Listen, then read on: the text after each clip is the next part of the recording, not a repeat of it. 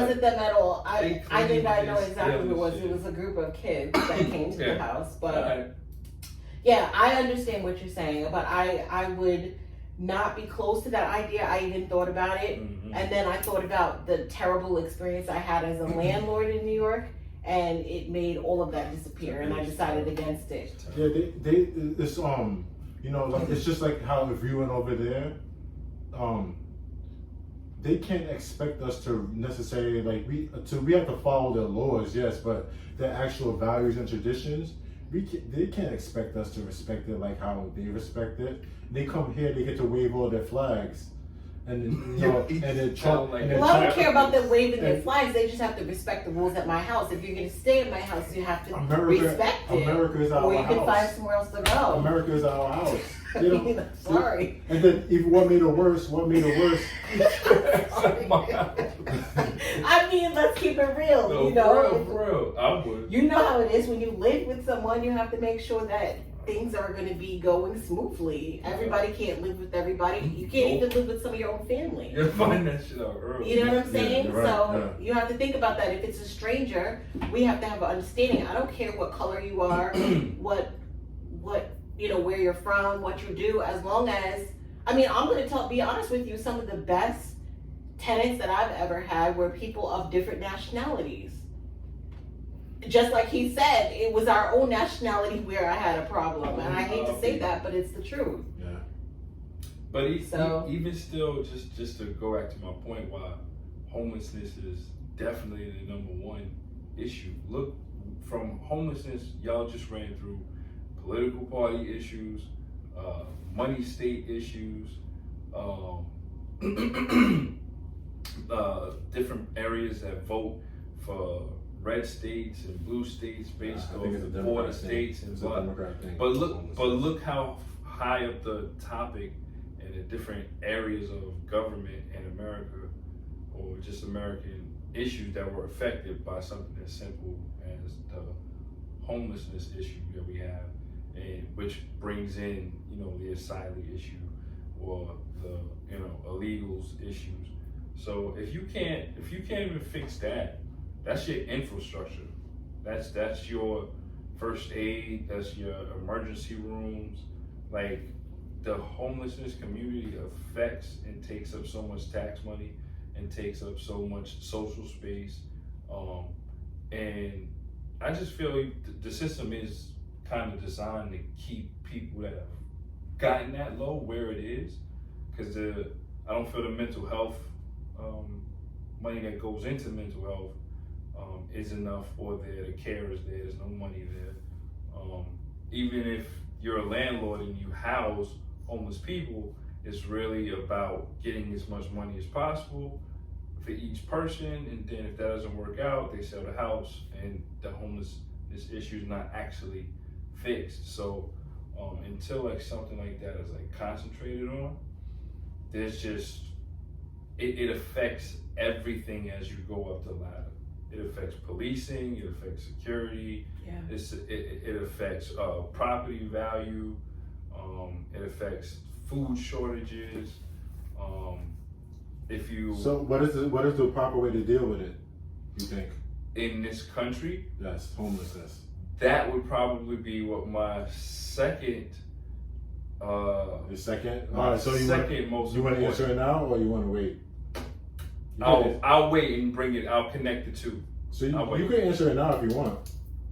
Well, my second biggest problem with the U.S. today is the fact that we still operate on a schooling system that was designed back in the 1800s to early 1900s. Our school system, and I think it was the Rockefellers who took it over, has not been updated. Between 90 to 95% of high school graduates, what we graduate with, the knowledge we graduate with, is never financial literacy, any type of strong economics, That's true. any type of strong finance, any type of strong understanding of laws and how money's actually supposed to be used for investments, insurance. If everyone comes out of a schooling system with that as a 2-year requirement, homelessness to me goes away, because one, you have a more equal, balanced system of money going where it should go, in terms of people having the understanding to just invest in stock, money management. That goes back and brings in your topic, schools. They know better how to deal with getting loans, and if what's a bad loan, what's a good loan, and does it make sense to get into debt and go to college? It brings that back in also. So for me, fixing homelessness, as it's been however long, I think it's since maybe since I guess a little before slavery ended, so the 1800s, the late. But I don't really know when homelessness was defined for the country. So, but I do know our education system, as far as everyone coming out of it in the long run, learning better financial literacy, to have money and understanding of money, to be supported, to not fall into homelessness, or deal with DV issues, because we have better policing. I feel if there's more financial freedom and better equal educational standards. So I guess I was trying to say, it was all is rewrite our school standards and our economic standards in terms of how we teach, our universal education system in this country. I feel overall the homelessness can be fixed in a couple years if we're just have better financial ideas. I do agree with you. I think you're saying that the schooling system sets up a lot of people to be homeless and fail. I do agree with that, but this is my solution. I think the way how school's set up is trash. I think it's a scam too. It's really honestly what it is. Public school is over decorated. It's a daycare system pretty much. It's pretty much a new form of daycare. The government is taking care of us, when our parents, our mothers should be taking care of us primarily, and we should be taught the values at home, the financial structure. That's how it should be. We shouldn't even have police, because the Constitution says militia. We shouldn't even have police. It should be but we're so far away from that, traditions and what family. We're America today is more individualist. Everybody individual. So of course you're gonna have homeless people. We should be working together. But no, those people have whatever's going on. I don't need your help. That's what happened most of the time. There were people that tried to help them, but they were like, no, I'm gonna do it my way. No, I'm gonna do it my way. And now you're homeless. Why they so mad? Why they so There's some mad? people who are definitely hard-headed, but I think what Mike said was a good point, because one of the first things that I felt when I got into college is I didn't feel that school prepared me to be in college. Yeah. I didn't know how to be in college. That's one of the biggest things that I remember. I didn't feel that I was doing as well as I could have because I wasn't prepared. It's not like how high school is, where you have these classes and you go to the classes and you get these notes. Everybody doesn't do the same thing. In college, it's like a whole different world, and I felt so unprepared. And I really didn't do well until my sophomore year, because my first year I just felt lost. And I think that goes back to the point that he's saying, if people teach you real world skills in school, it will help you become prepared to be a better person financially, instead of you saying, forget college, because all it's teaching me is a second level of what I learned in high school. You're learning how to actually be an adult, and you'll start seeing the importance. One of the best things that I did for myself while I was in college, because I know the topic for me kept coming up, what do I want to be?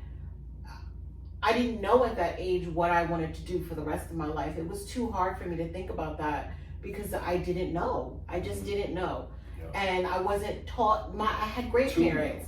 My mom talked to me about being a teacher. My dad talked to me about being a social worker. And I thought about going either direction, but ultimately that was not what I wanted to do.